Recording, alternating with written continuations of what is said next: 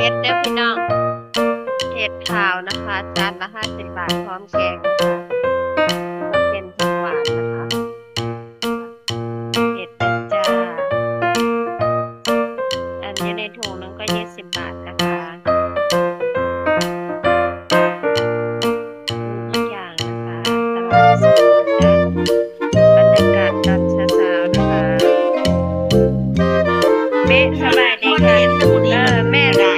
ลูกก็ได้สบายดีค่ะไปนะคะมาแตกเด้อสดๆเลย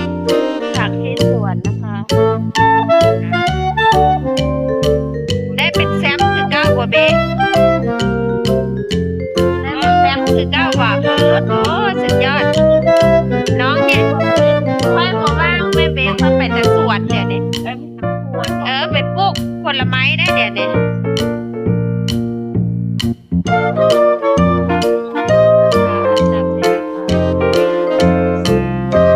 ผักที่สวนนะคะเยอะแยะมากมายอีซอนเด้อค่ะเพลงอีซอนสดๆเลยเต้นดุดับ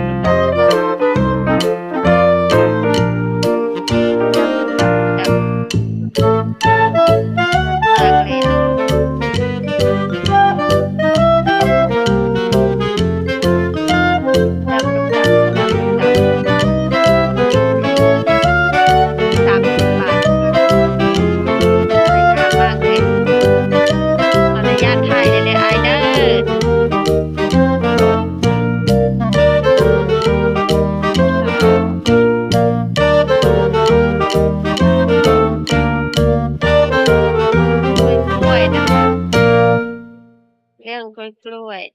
อันนี้นะคะสบายดีทั่วโลกจ้ายินดีต้อนรับทุกท่านเข้าสู่ช่อง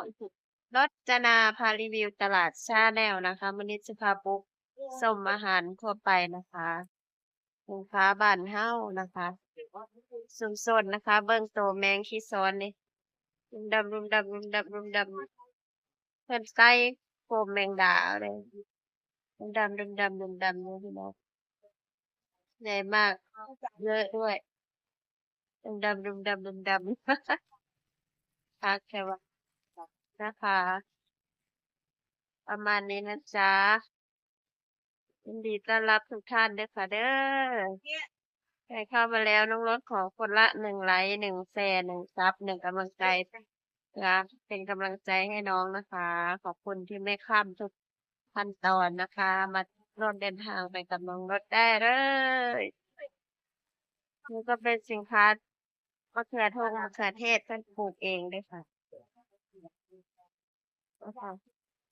มะเขือเทศสุดอ่อนคือเก่านะคะมะเขือเทศโอ้มีข้าวหลามพร้อมมีข้าวหลามนำเด้อ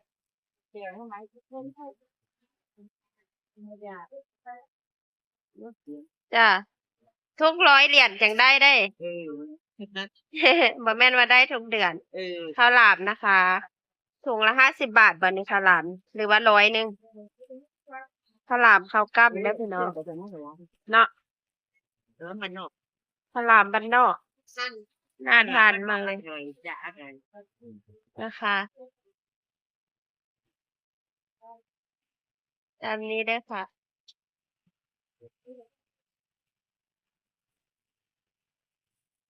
อันนี้ก็จะเป็นส้มนะ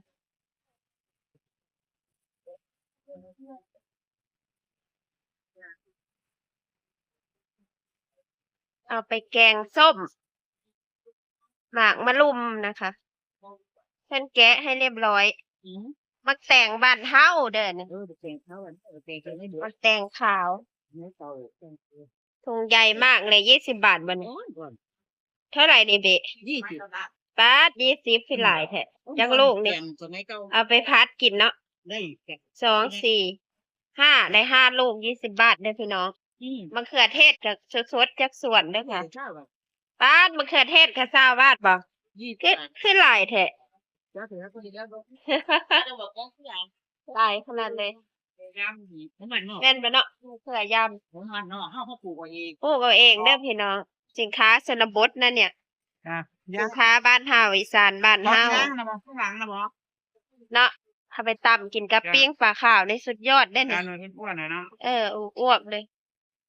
ตำถั่ว มักทั่วปีเด้อพี่น้องมัดใหญ่มากเลย นั่นใหญ่นะ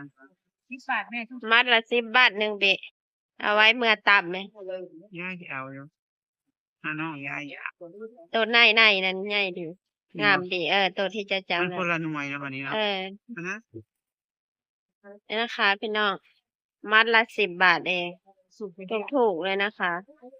หน่อไม้ก็มีมะทั่วอันมะโขก็มีถุงละ20ถุงละ10 บาทมะทั่วโข ย่างแม่บ่ไปไว้ก็มันสิเริ่ม มะเขืออันมะเขือพวงก็มีสรรพคุณของเขา กิน กินต้านมะเร็งนะคะตระกูลสีเขียวนะคะผักสีเขียวนี่ดีหมดเลยไหวเหลือถุงสุดท้ายสับ4 กรัมร้อยนะไหว เขาขาย ขายดีมาก ในจังหวัดตรัง หน่อไม้สดมากเลย มีทุกอย่างไว้หน่อไม้ถ้าเจ้าฮดน้ำได้เนี่ยนะใส่ปุ๋ยขี้งัวมันมักขี้งัวกับน้ำได้หน่อไม้ขึ้นทุกอย่าง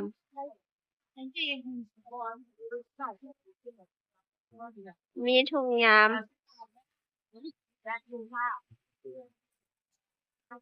สะอ่อนขนาดเลยสะอมอ่อนๆเลย ถุงน้อย20 บาทนี่ถุง เอาไปแกงหน่อไม้นะนี่เป็นเครื่องแกงเด้อพี่น้องเป็นแพ็คถุงให้เรียบร้อยถุงละ20 บาทมะเขือพวงก็มีเขือพวงถุงละ20 บาทเหมือนกันนะคะพริกก็20หน่อไม้50 บาทหน่อไม้50 บาทเนาะ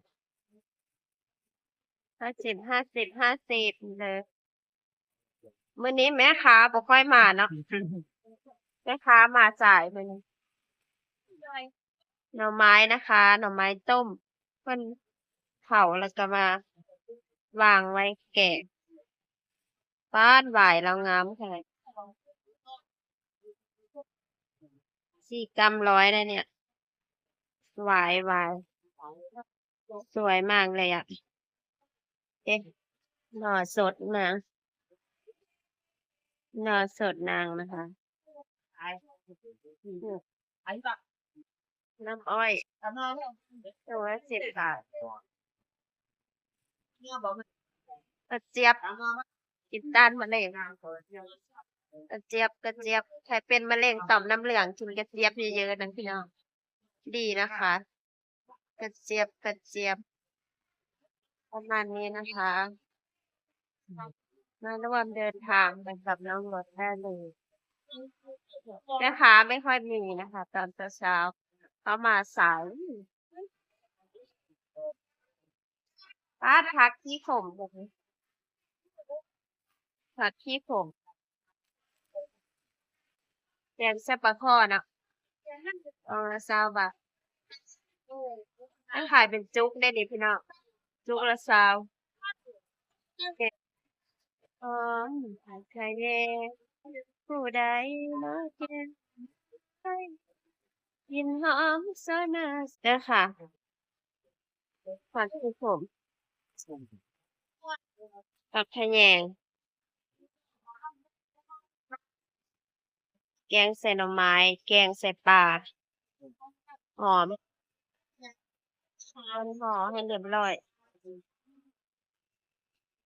สะอาดนะคะแพ็คใส่ถุงเรียบร้อยผักหวานก็มีพุทราเห็ดหูลิงกินต้านอนุมูลอิสระบำรุงธาตุในร่างกายนะคะ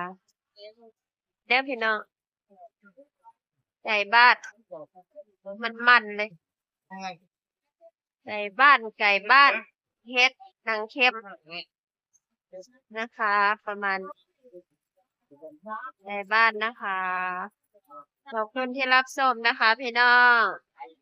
ฝากช่องรจนาพารีวิวตลาดด้วยนะคะฝากกดไลค์กดแชร์กดซับให้น้องด้วยนะคะ1 ไลค์1 แชร์ของท่านคือ1 กำลังใจของน้องค่ะ เจอกันใหม่คลิปหน้า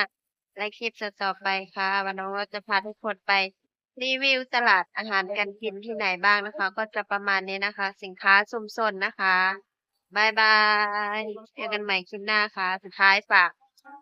กดไลค์กด Subscribe กดกระดิ่งดำแจ้งเตือนทั้งหมดให้น้องด้วยนะคะ เผื่อท่านจะไม่พลาดคลิปต่อๆไปค่ะบ๊ายบายค่ะ